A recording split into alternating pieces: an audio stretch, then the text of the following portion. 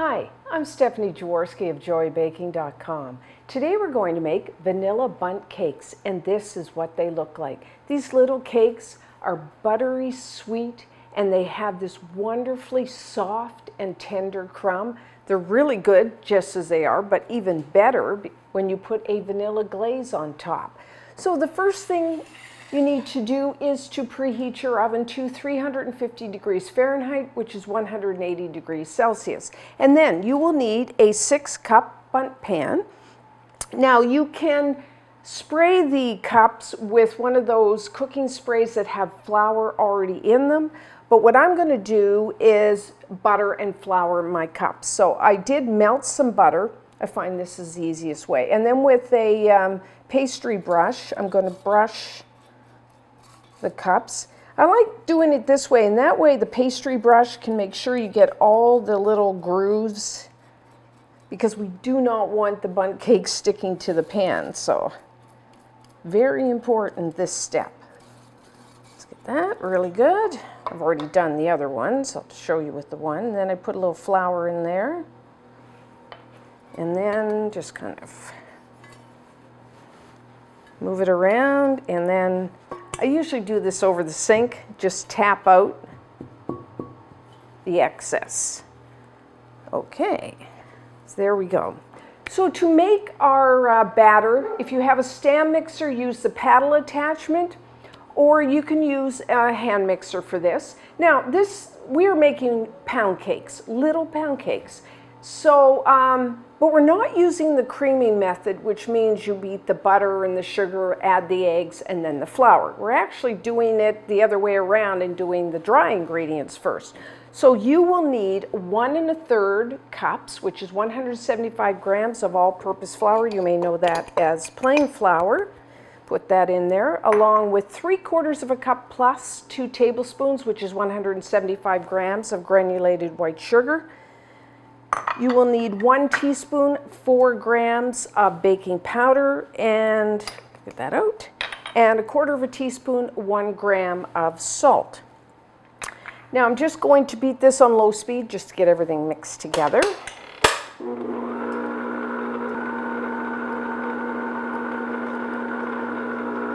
Okay, simple enough there. And then you will need your butter. So you will need 3/4 of a cup, which is 170 grams of, I'm using unsalted butter. You want your butter at room temperature. When you do this type of mixing method, it is, you have to make sure, one, that you follow the mixing instructions, but also that your wet ingredients are at room temperature. By room temperature, I actually measured my butter. It is at 70 degrees, which is 21°C. And I did cut it up a little so it blends in a little faster into our dry ingredients.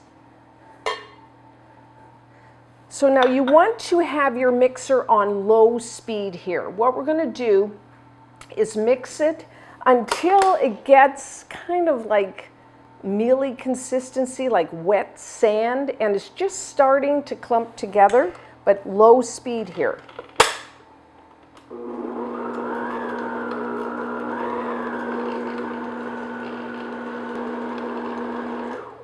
Okay, that took maybe a minute. Doesn't take very long. So this is what you're looking for. It's kind of like wet sand. And it's just starting to clump together. So now what we're going to do is add 3 large eggs. And again, have your eggs at room temperature. And 3 large eggs is about 160 grams. I'm going to add the eggs one at a time. And again, have your mixer on low speed. Mix one in and then add the next one and the next one.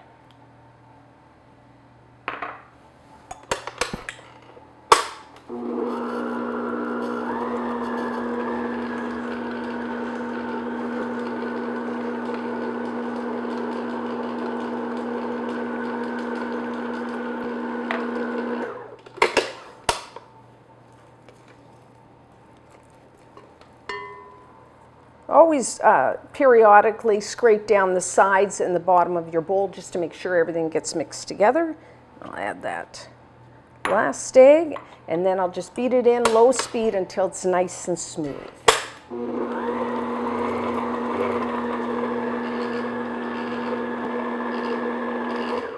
Okay, so that's mixed in. Give it a good scrape.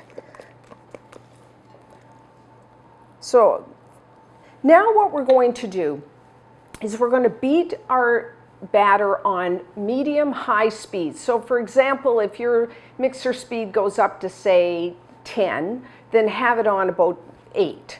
And we're going to, this is where we're going to build some structure in our batter. So you want to beat it for, I find, about a minute, just until it lightens in color and it's nice and light and fluffy. So about a minute.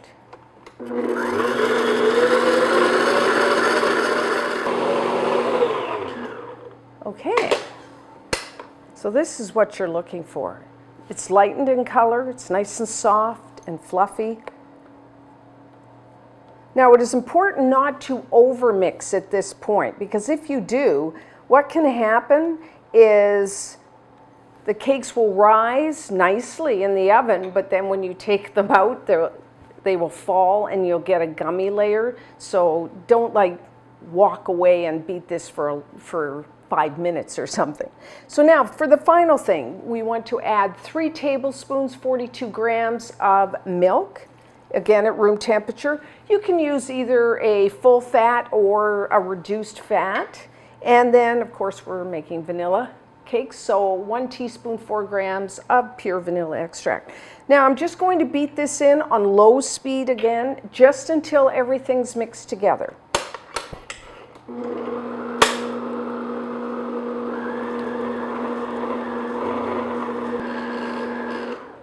Okay, and we're done. Well, this method of mixing seems a little different. It actually is really easy. I like it. Let's give this a quick stir. Now, to fill your cups there, I find, I mean, you can use 2 spoons and then, divide your batter evenly amongst those. You know what I find the easiest way is to put the batter in a pastry bag. And I've just fitted with, I think this is about a 1/2 inch, 1/4 centimeter plain tip. You don't even really need the tip, you can just use the end. And because that way you just pipe it in, it's really easy. We're going to fill the cavities about 3/4 full with the batter. When I was talking about what size tip to use, I think I said it wrong. It is 1 1/4 centimeters for the plain tip. So now, just gonna put all that down. Try to get the air out of your bag.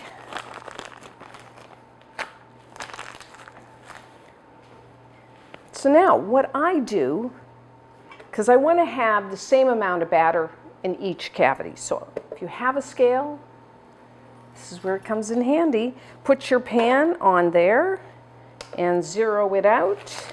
And then you will pipe about 115 grams per cavity. I think it's just so much easier doing it this way. But if you don't have a scale, like I said, it is about 3/4 full.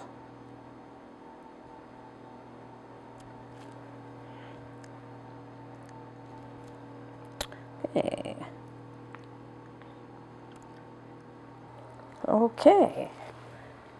And then what I do is just take a little spoon, kind of smooth it out. If you didn't pipe perfectly, which I didn't.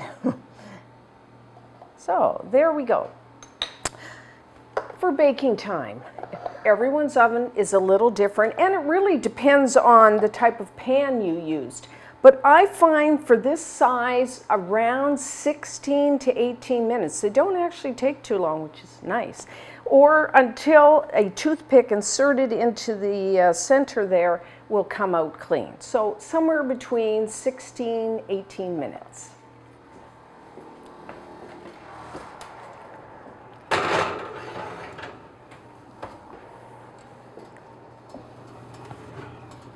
Okay. So our vanilla bundt cakes are done. They've risen nicely. tap them, feel firm to the touch. A toothpick inserted into the center, came out clean. So now put your pan on a wire rack. We're gonna let them cool about 10 minutes in the pan, and then we'll come back and take them out. So now to take our little cakes out of the pan, just take your wire rack, put it on top, flip it over, and hopefully we can just lift that off. Whoop. There we go. Put that.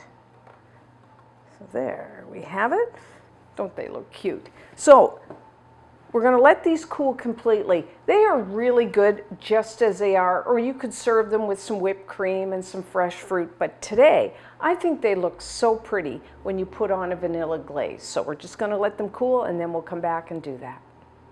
So now for our vanilla glaze. In a small bowl, I have 1 cup, which is 120 grams of confectioner sugar. You may know that is either powdered or icing sugar. To that, I'm going to add a half a teaspoon, 2 grams of pure vanilla extract, and then enough cream I'm going to add to get a nice pouring consistency. So I'm going to start with, say, 2 tablespoons. Now, I'm using like a half and half cream or a light cream. You could also just use milk. So just going to start with that and see how it looks. Just stir it together.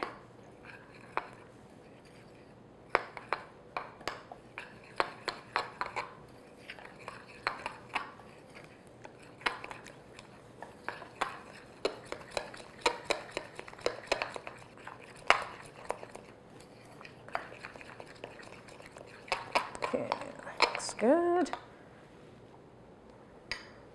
That looks pretty good.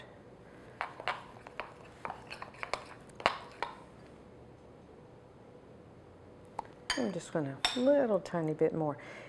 You know, another choice, if you didn't want to have a vanilla flavor, lemon flavored is very nice. So you could use just the confectioner sugar and add lemon juice instead of the cream. Yeah, that looks good. So now all I'm going to do is just pour, or drizzle, I guess. Just take a big spoon and then just around the top.